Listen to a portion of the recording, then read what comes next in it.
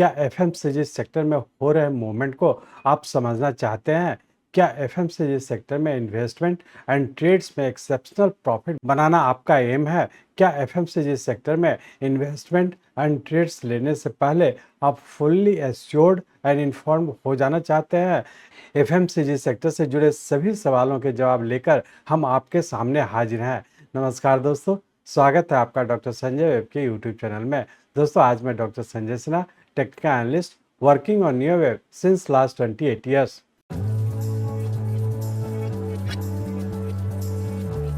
Start करने से पहले मैं समझता हूं कि आप लोग निश्चित रूप से डिस्क्लेमर को अच्छे से देखकर पढ़कर समझ लिए होंगे। इस चैनल पर दिए गए सभी कंटेंट एजुकेशनल पर्पस से बनाए गए हैं और इसका उद्देश्य किसी भी प्रकार की एडवाइस या रिकमेंडेशन करना नहीं है। हम सेबी रजिस्टर्ड फाइनेंशियल एडवाइजर नहीं है, इसलिए हम आपको स्ट्रिक्टली सलाह देते हैं कि अपने प्रोफेशनल के कंसल्टेशन के बिना आप कोई भी डिसीजन फिनेंशियल इन्वेस्टमेंट, ट्रेडिंग या कुछ भी ना करें। कुछ भी प्रॉफिट या लॉस होता है तो उसके लिए रिस्पॉन्सिबल आप खुद होंगे। इस वीडियो में हम करंट सिचुएशन में एफएमसीजी सेक्टर को एनालाइज करेंगे और इसके in depth and accurate understanding के लिए न्यू एनालिसिस के एडवांस टेक्निक एंड रिसोर्सेज को एक्सप्लोर करेंगे। इस यूट्यूब वीडियो में प्रीवियस वीडियो के कंटिन्यूएशन में इसके करंट सिचुएशन को न्यू एनालिसिस के प्रेडिक्टिव कैपेबिलिटीज को यूटिलाइज करते हुए डिकोड करेंगे। डिस्कवर करें पैटर्न रिकॉग्निशन स्किल्स। हम न्यू पोजीशन शुरू करने से पहले पैटर्न कंफर्मेशन के महत्व पर जोर देंगे। इस वीडियो के अंत तक आप जान चुके होंगे कि एफएमसीजी सेक्टर के इन्वेस्टमेंट एंड ट्रेड्स में शॉर्ट टर्म और वेरी शॉर्ट टर्म में क्या करना चाहिए। इस वीडियो में हम न्यू वेब प्रिंसिपल का उपयोग करके रियल टाइम चार्ट एनालिसिस को जानेंगे जो ट्रेंड्स और करेक्शन को पिन पॉइंट करेंगे। समझें कि एफएमसीजी सेक्टर के मौजूदा स्थिति में डाउट एंड फियर को दूर कर निवेश की योजना बनाए रखना क्यों इम्पोर्टेंट है। इन सभी चीज़ों को समझने के लिए चलिए हम लोग चलते हैं एफएमसीजी सेक्टर के रियल टाइम चार्ट पर। एफएमसीजी सेक्टर का हम लोग का मंथली चार्ट है। इस मंथली चार्ट में हम लोग देख पा रहे हैं कि हमारे पास जो डाटा है 2011 से है और इस डाटा में हम लोग का 11 में ही हम लोग का एक लोएस्ट पॉइंट बना हुआ है जो कि 0 पॉइंट है और यहाँ से हम लोग एक राइजिंग ट्रेंड में इंटर कर चुके थे और इस राइजिंग ट्रेंड के तहत देख रहे हैं कि फरवरी 2011 से लेकर के सितंबर 2018 तक का जो रफली हम लोग का 8 साल का एक राइजिंग ट्रेंड था और इस पॉइंट पे हम लोग का फर्स्ट वेव कंप्लीट करके और यहाँ से हम लोग करेक्शन में इंटर कर चुके और करेक्शन के तहत नीचे का ए, बी और सी वेव इस पॉइंट पे कंप्लीट किया जो कि कोविड के टाइम में जो फॉल हुआ था यहीं पे हम लोग का कंप्लीट करके जो कि मार्च 2020 में कंप्लीट करके अब पुनः हम लोग फिर से राइजिंग ट्रेंड में इंटर कर चुके हैं। तो इस तरह से हम लोग कह सकते हैं कि फरवरी 2011 से लेकर के सितंबर 2018 तक का रफली 8 साल का हम लोग का एक राइजिंग ट्रेंड था और जैसा कि आप लोग जानते हैं कि 8 ईयर्स हम लोग का फिबोनाची नंबर है और एग्जैक्टली हम लोग का 8 साल में हम लोग का एक इम्पल्स वेव कंप्लीट किया जो कि फर्स्ट वेव है और इसके बाद यहाँ पे हम लोग का एक फ्लैट पैटर्न का फॉर्मेशन हुआ जो कि करेक्टिव वेव का सेकेंड वेव है। चूंकि यहाँ से हम लोग जब 0 पॉइंट से ट्रेंड लाइन ड्रॉ कर रहे हैं तो इसी पॉइंट को टच कर रहा है तो ये हमारा सेकेंड वेव हो गया जो कि हम लोग का रफली 18 मंथ्स का हम लोग का एक करेक्टिव फॉल था। अब यहाँ पे हम लोग यदि वॉल्यूम को देखते हैं तो फरवरी 2011 से जब हम लोग का राइजिंग ट्रेंड स्टार्ट हुआ था तो यहाँ पे हम लोग का वॉल्यूम बहुत कम था और जैसे जैसे हम लोग आगे की ओर कंटिन्यू किए हम लोग का वॉल्यूम इंक्रीज करते गया और सेकेंड वेव में हम लोग का वॉल्यूम डिक्रीज किया।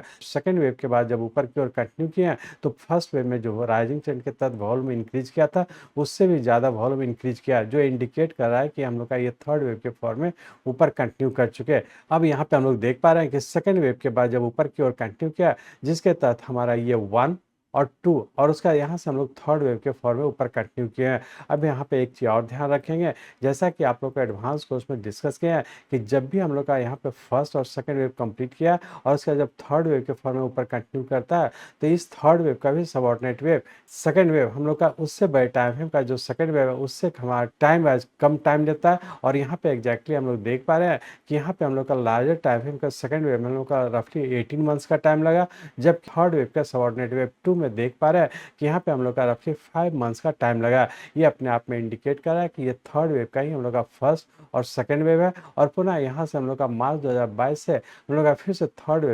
वेव में इंटर कर चुके थे और यहाँ पे हम लोग ये भी देख पा रहे हैं कि जब हम लोग का यहाँ से राइजिंग ट्रेंड कंटिन्यू किया था तो यहाँ पे हम लोग एक छोटे टाइम फ्रेम में पैटर्न कंफर्म किया था। ये इंडिकेट कर रहा था कि हमारा सेकंड वेव इस पॉइंट पे कंप्लीट करके और पुनः थर्ड वेव के फॉर्म में इंटर कर चुके हैं। यहाँ पे भी थर्ड वेव के सबऑर्डिनेट वेव को भी देख पा रहे हैं तो यहाँ पे देख रहे हैं कि यहाँ पे हम लोग का एक फर्स्ट वेव कंप्लीट करके और यहाँ पे जो सेकंड वेव में इंटर किया, तो इस फर्स्ट वेव का पैटर्न कंफर्म करके करेक्शन में इंटर करने के बाद ही फिर से ऊपर थर्ड वेव के फॉर्म में ऊपर कंटिन्यू किया। अब हम लोग ये देखने की कोशिश करेंगे कि मार्च 2020 थर्ड वेव के फॉर्म में ऊपर कंटिन्यू किया, इसका सबऑर्डिनेट वेव किस पैटर्न में है और आने वाले समय क्या होने की संभावना है। यहाँ पर एक चीज को और ध्यान रखेंगे कि यहाँ से जब हम लोग का ये सेकंड वेव के बाद जो थर्ड वेव के फॉर्म में ऊपर कंटिन्यू किया, तो इस थर्ड वेव के लिए हमारा ये सेकंड वेव का लोएस्ट पॉइंट ही हम लोग का इस राइजिंग ट्रेंड के लिए 0 पॉइंट है। 0 पॉइंट से जब 0 टू ट्रेंड लाइन ड्रॉ कर रहे हैं, तो इसी पॉइंट को टच कर रहा है। ये अपने आप में इंडिकेट कर रहा है कि फर्स्ट वेव हमारा अक्टूबर 2021 में कंप्लीट किया, सेकंड वेव हम लोग का मार्च 2022 में कंप्लीट किया और पुनः यहाँ से हम लोग फिर से थर्ड वेव के फॉर्म में ऊपर कंटिन्यू कर चुके। अब हम लोग ये एनालाइज करने की कोशिश करेंगे कि मार्च 2020 के बाद जो राइजिंग ट्रेंड कंटिन्यू किया, इसका सबऑर्डिनेट वेव किस पैटर्न में है। तो इसके लिए हम लोग इस मंथली चार्ट को कन्वर्ट करते हैं वीकली चार्ट में और सिर्फ ये एनालाइज करने की कोशिश करेंगे मार्च 2020 का जो राइजिंग ट्रेंड कंटिन्यू किया, इसका सबऑर्डिनेट वेव किस पैटर्न में है और आने वाले समय क्या होने की संभावना है। तो अब इस मंथली चार्ट को कन्वर्ट करते हैं वीकली चार्ट में। यहाँ पे हम लोग वीकली चार्ट में आ चुके हैं। इस वीकली चार्ट में हम लोग देख रहे हैं कि यहाँ पे हम लोग का सेकंड वेव कंप्लीट किया था मार्च 2020 में और यही सेकंड वेव का लोएस्ट पॉइंट हमारा इस थर्ड वेव का 0 पॉइंट है और इस 0 पॉइंट से जब हम लोग ट्रेंड लाइन ड्रॉ कर रहे हैं, तो इस पॉइंट को टच कर रहा है, जो कि मार्च 2022 में हम लोग का करेक्शन पूरा करके जो ऊपर स्टार्ट हुआ, यही हमारा सेकंड वेव है और यहाँ से पुनः हम लोग थर्ड वेव के थर्ड वेव में इंटर कर चुके थे। अब हम लोग यहाँ पे देख पा रहे हैं कि मार्च 2020 से जब ऊपर की ओर कंटिन्यू किया, जिसके तहत हमारा अक्टूबर 2021 में हम लोग का फर्स्ट वेव कंप्लीट किया और उसका सेकंड वेव के तहत हम लोग का मार्च 2022 में कंप्लीट करके यहाँ से हम लोग पुनः थर्ड वेव के थर्ड वेव में इंटर कर चुके थे, जो कि हम लोग का 5 जनवरी 2024 को हम लोग का कंप्लीट किया। टाइम साइकिल की बात करें, मार्च 2022 से जो हम लोग का ऊपर थर्ड वेव के फॉर्म में ऊपर कंटिन्यू किया, तो इसमें हम लोग का रफली 21 मंथ्स का टाइम लगा, जो जैसा कि आप लोग जानते हैं कि 21 मंथ्स हम लोग का टाइम साइकिल का एंड पॉइंट है और यहीं पे हम लोग का पैटर्न भी कंप्लीट किया। तो हम लोग ये कह सकते हैं कि मार्च 2020 से जो हम लोग का साइकिल डिग्री का राइजिंग ट्रेंड कंटिन्यू किया, जिसके तहत हम लोग का अक्टूबर 2021 में हम लोग का फर्स्ट वेव कंप्लीट किया, उसका मार्च 2022 में सेकंड वेव कंप्लीट किया और उसका पुनः हम लोग थर्ड वेव के फॉर्म में जनवरी 2024 में कंप्लीट किए। तो हम लोग ये कह सकते हैं कि मार्च 2020 से लेकर के 1, 2, 3 और फोर्थ वेव इस पॉइंट पे कंप्लीट किया। क्योंकि यहाँ से जब हम लोग 2-4 ट्रेंड लाइन को ड्रॉ कर रहे हैं, तो यहाँ से 2-4 ट्रेंड लाइन ड्रॉ कर रहे हैं, तो इस पॉइंट को टच कर रहा है, जो कि हम लोग का फोर्थ वेव है और इसी फोर्थ वेव के बाद फिर से हम लोग फिफ्थ वेव के फॉर्म में ऊपर कंटिन्यू कर चुके हैं। अब हम लोग ये देखने की कोशिश करेंगे कि चूंकि जब मार्च 2020 से साइकिल डिग्री का राइजिंग ट्रेंड कंटिन्यू किया, जिसके तहत 1, 2, 3 और फोर्थ वेव इस पॉइंट पे कंप्लीट करके और पुनः फिफ्थ वेव के फॉर्म में ऊपर कंटिन्यू कर चुके। फोर्थ वेव का लोएस्ट पॉइंट ये वाला पॉइंट है और चूंकि यहाँ से जब 2-4 ट्रेंड लाइन ड्रॉ करा, तो इसी पॉइंट को टच कर रहा है, तो ये हमारा फोर्थ वेव है और पुनः हम लोग यहाँ से फोर्थ वेव के बाद फिफ्थ वेव के फॉर्म में ऊपर कंटिन्यू कर चुके। अब हम लोग ये एनालाइज करने की कोशिश करेंगे कि यहाँ से जो ऊपर कंटिन्यू किया, इसमें वॉल्यूम किस तरीके से सपोर्ट कर रहा है। तो यहाँ पे हम लोग देख रहे हैं कि जब सेकेंड वेव के बाद थर्ड वेव के फॉर्म में ऊपर कंटिन्यू किया, तो 0 पॉइंट से जब फर्स्ट वेव की ओर मूव कर रहा है, तो यहाँ पे हम लोग का जैसे जैसे ऊपर कंटिन्यू किया ना, वॉल्यूम इंक्रीज कर रहा है कि जब सेकंड वेव के करेक्शन में है, तो यहाँ पे हम लोग फर्स्ट वेव के रेस्पेक्ट में हम लोग का वॉल्यूम डिक्रीज कर रहा है। ये इंडिकेट कर रहा है कि ये करेक्शन में ही है और करेक्शन यहाँ पे पूरा करके जब हम लोग का यहाँ पर पुनः जब थर्ड वेव के फॉर्म में ऊपर कंटिन्यू किया है, राइजिंग ट्रेंड में हम लोग का वॉल्यूम इंक्रीज कर रहा है और जैसे जैसे हम लोग ऊपर कंटिन्यू कर रहे हैं, यहाँ पे आप लोग देख पा रहे हैं कि हर राइज के तहत हम लोग का वॉल्यूम इंक्रीज किया, करेक्शन के तहत हम लोग का वॉल्यूम डिक्रीज किया, ऊपर की ओर कंटिन्यू किया तो वॉल्यूम भी इंक्रीज किया, यहाँ पे करेक्शन के तहत हम लोग का वॉल्यूम डिक्रीज किया और पुनः यहाँ पे थर्ड वेव के फॉर्म में जो ऊपर कंटिन्यू किए, तो पुनः यहाँ पे हम लोग का फिर से वॉल्यूम इंक्रीज किया। इस तरह से हम लोग कह सकते हैं कि यहाँ पे इम्पल्स वेव और करेक्शन वेव वॉल्यूम के साथ इंक्रीज कर रहा है। ये अपने आप में इंडिकेट कर रहा था सेकंड वेव कंप्लीट करके थर्ड वेव के फॉर्म में ऊपर कंटिन्यू किया, तो इसमें वॉल्यूम भी सपोर्ट करते हुए हम लोग आई की ओर कंटिन्यू रख रहे हैं। अब यहाँ पे देख रहे हैं कि थर्ड वेव यहाँ पे पूरा करने का जब फोर्थ वेव के फॉर्म में इंटर किया, तो यहाँ भी हम लोग का वॉल्यूम डिक्रीज किया। ये इंडिकेट कर रहा है कि हम लोग का फोर्थ वेव का ही करेक्शन है और यहाँ पे लास्ट वेव में हम लोग देख रहे हैं कि यहाँ पे हम लोग का फोर्थ वेव का पूरा करके फिफ्थ वेव के फॉर्म में ऊपर कंटिन्यू किया, तो यहाँ पे हम लोग का पुनः हम लोग का वॉल्यूम सपोर्ट कर रहा है। ये इंडिकेट कर रहा है कि हम लोग फिर से फिफ्थ वेव के फॉर्म में ऊपर इंटर कर चुके हैं। इस तरह से हम लोग कह सकते हैं कि हम लोग का मार्च 2020 से साइकिल डिग्री का हम लोग का थर्ड वेव में इंटर कर चुके हैं, जिसके तहत ऊपर का 1, 2, 3 4 और पुनः फिफ्थ वेव के फॉर्म में ऊपर कंटिन्यू कर चुके हैं। अब हम लोग ये एनालाइज करने का कोशिश करेंगे कि थर्ड वेव के बाद जो फोर्थ वेव के फॉर्म में इंटर करेक्शन में किया, इसका सबऑर्डिनेट वेव किस पैटर्न में है और यहाँ पे पैटर्न कंफर्म किया है या नहीं किया, या फिर इसके सबऑर्डिनेट वेव किस पैटर्न में है और आने वाले समय में क्या होने की संभावना है। तो इसके लिए हम लोग अब इस वीकली चार्ट को कन्वर्ट करते हैं डेली चार्ट में और सिर्फ ये एनालाइज करने का कोशिश करेंगे कि थर्ड वेव के बाद जो करेक्शन हुआ उसका सबऑर्डिनेट वेव किस पैटर्न में है और इसका जो ऊपर कंटिन्यू किया है यहाँ पे पैटर्न कंफर्म किया है या नहीं, या फिर इसका सबऑर्डिनेट वेव किस पैटर्न में है। तो अब इस वीकली चार्ट को कन्वर्ट करते हैं डेली चार्ट में। यहाँ पे हम लोग डेली चार्ट में आ चुके हैं। इस डेली चार्ट में हम लोग देख रहे हैं कि हम लोग का जनवरी 2024 में हम लोग का एक थर्ड वेव कंप्लीट करने का यहाँ पे हम लोग का पैटर्न कंफर्म किया। ये इंडिकेट किया था कि हम लोग का फोर्थ वेव के करेक्शन में इंटर कर चुके हैं। जैसा कि आप लोग को पिछले वीडियो में डिस्कस किए थे कि हम लोग यहाँ पे करेक्शन कहीं ना कहीं पूरा करके जैसे ही पैटर्न कंफर्म करेगा तो फिर से ऊपर कंटिन्यू कर चुके होंगे। तो यहाँ पे हम लोग देख रहे हैं कि जब जनवरी 2024 से हम लोग का मीडियम टर्म के करेक्टिव फॉल में था और मीडियम टर्म के करेक्टिव फॉल के तहत नीचे का डब्ल्यू, एक्स और वाई यहाँ पे देख रहे हैं कि एक फ्लैट पैटर्न का फॉर्मेशन हुआ और ये इस तरीके का फ्लैट पैटर्न है कि जिसके तहत हम लोग का डबल फेल्यूर का फॉर्मेशन हुआ। क्योंकि यहाँ पे देख पा रहे हैं कि एक्स वेव का जो ऊपर की ओर कंटिन्यू किया, ये भी हम लोग का ए वेव के हाईएस्ट पॉइंट तक नहीं जा करके यहाँ पे फेल्यूर का फॉर्मेशन हुआ और सी वेव का भी सबऑर्डिनेट वेव हम लोग इस पॉइंट पे कंप्लीट करके ऊपर की ओर कंटिन्यू किया। तो यहाँ पे हम लोग कह सकते हैं कि यहाँ पे हम लोग का डब्ल्यू, एक्स और वाई पैटर्न कंप्लीट करके, जो कि उससे बड़े टाइम फ्रेम का हमारा फोर्थ वेव है। जैसा कि अभी हम लोग वीकली चार्ट में देखे थे कि 2-4 ट्रेंड लाइन ड्रॉ करा तो इसी पॉइंट को टच करा और यही पॉइंट हम लोग का फोर्थ वेव है और जो कि हम लोग का यहाँ पे फेल्योर के फॉर्म में पूरा करके पुनः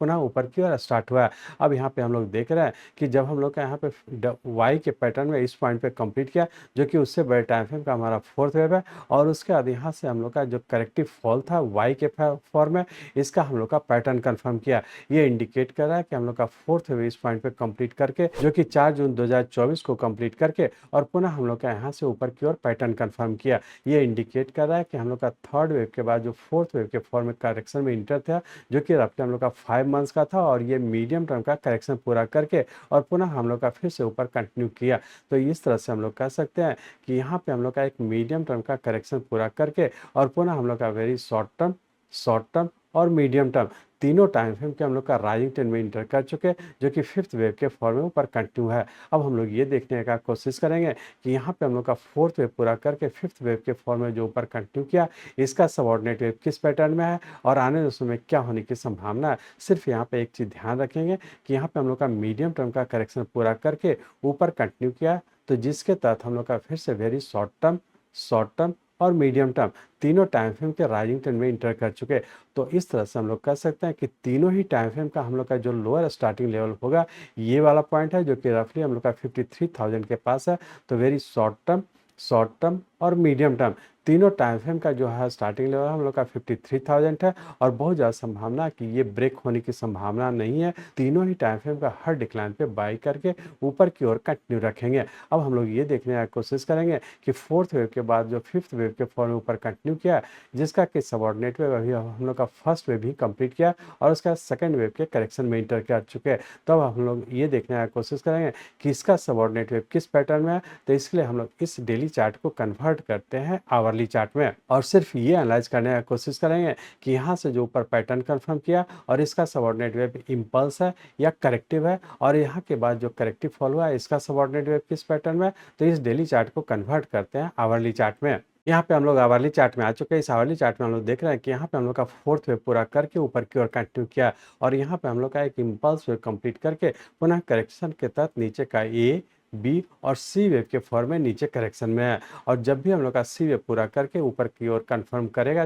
तो यहाँ पे हम लोग का सेकंड वेव पूरा करके और फिर से हम लोग थर्ड वेव के फॉर्म में ऊपर कंटिन्यू कर चुके हैं। तो हम लोग ये कह सकते हैं कि यहाँ पे हम लोग का फोर्थ वेव पूरा करके फिर से हम लोग का वेरी शॉर्ट टर्म और मीडियम टर्म तीनों टाइम फ्रेम के राइजिंग ट्रेंड में इंटर कर चुके हैं और अब हम लोग अभी भी ऊपर रहने की संभावना है। अब यहाँ पे आप लोग को एक चीज़ और ध्यान रखेंगे, फोर्थ वेव के बाद जो ऊपर फिफ्थ वेव के फॉर्म में ऊपर कंटिन्यू किया, तो इसका सबऑर्डिनेट वेव किस पैटर्न में है, इसको सिर्फ ध्यान रखने के लिए कि इसका सबऑर्डिनेट वेव 5 में है या फिर 3 में है। तो इसके लिए हम लोग छोटे टाइम फ्रेम में करके कि किस टाइम फ्रेम में हमारा क्लियर कट एक इम्पल्स में बनता हुआ दिख रहा है या नहीं, तो इसके लिए हम लोग इस आवरली चार्ट को कन्वर्ट करते हैं 5 मिनट के चार्ट में और सिर्फ इस इम्पल्स वेव को आइडेंटिफाई करने का कोशिश करेंगे कि ये सही मायने में 5 वेव में है या फिर 3 वेव में है। तो इसलिए हम लोग इस आवरली चार्ट को कन्वर्ट करते हैं 5 मिनट के चार्ट में और सिर्फ इस इम्पल्स वेव को आइडेंटिफाई करने का कोशिश करेंगे इसका सबऑर्डिनेट वेव 5 वेव में है या फिर 3 वेव में है। तो इस आवरली चार्ट को कन्वर्ट करते हैं 5 मिनट के चार्ट में।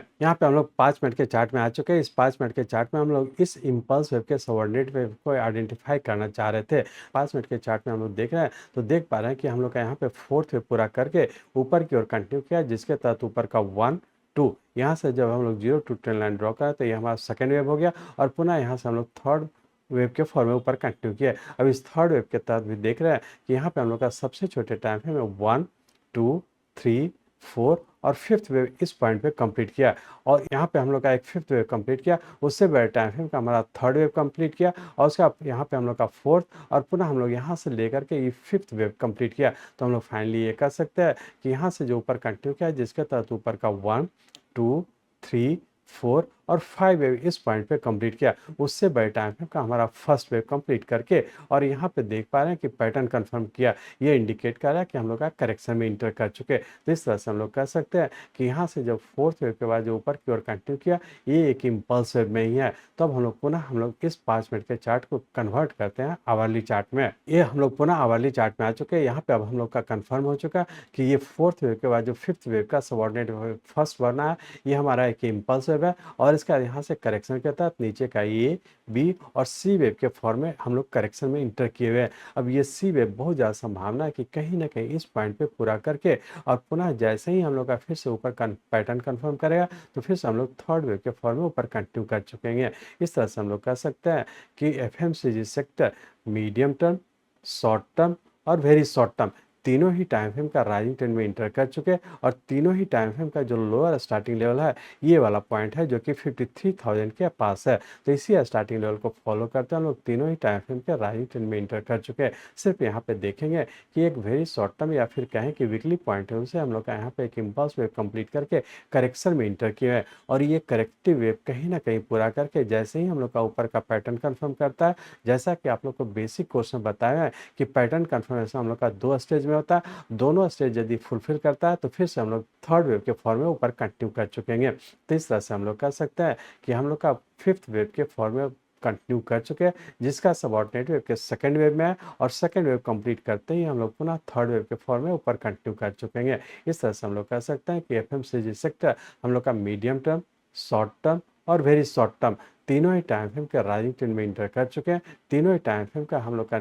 करेक्शन पूरा करके फिर से ऊपर कंटिन्यू कर जाने की संभावना है और तीनों ही टाइम फ्रेम का हम लोग का स्टार्टिंग लेवल जिसे आप लोग कॉमन भाषा में स्टॉप लॉस के नाम से जानते हैं और उसका तीनों ही टाइम फ्रेम का स्टॉप लॉस हमारा ये वाला पॉइंट होगा। तो इसी स्टॉप लॉस को फॉलो करते हुए हम लोग तीनों ही टाइम फ्रेम का फिर से ऊपर कंटिन्यू कर जाने की संभावना है। अब हम लोग ये देखने का कोशिश करेंगे कि एफएमसीजी सेक्टर तो हम लोग का फोर्थ वेव पूरा करके फिर से हम लोग फिफ्थ वेव के फॉर्म में ऊपर कंटिन्यू किया जिसका कि मात्र अभी हम लोग का फर्स्ट वेव ही कंप्लीट किया और उसका सेकंड वेव में इंटर किए हुए हैं और उसका कंप्लीट करने का फिर से हम लोग थर्ड वेव में इंटर कर जाएंगे। एफएमसीजी में जितने भी इंपॉर्टेंट स्टॉक्स हैं सभी स्टॉक को एक एक कर एनालाइज करेंगे और कमिंग फ्राइडे के बुलेटिन में हम लोग डिस्कस करेंगे कि हर स्टॉक किस टाइम फ्रेम में कहाँ पे है और आने वाले समय क्या होने की संभावना है, किस एफएमसीजी सेक्टर के साथ में चल रहा है या इसके अगेंस्ट चल रहा है या फिर कौन सा स्टॉक करेक्शन में है। तो अकॉर्डिंगली हर स्टॉक को हम लोग एक एक कर आने वाले बुलेटिन में हम लोग डिस्कस करने का कोशिश करेंगे। मैं चाहता हूं, मेरे जीवन का लक्ष्य है कि नियो एनालिसिस के नॉलेज से इस मार्केट में कोई भी लूजर ना हो। इसको आप सीखें, लोगों को सिखाएं, लोगों को मदद करिए। हमारे साथ जुड़े रहने के लिए, आज के वीडियो को ध्यानपूर्वक अटेंड करने के लिए, इसे दूसरों तक पहुंचाने के लिए आप सबका हृदय से बहुत बहुत धन्यवाद। जय हिंद।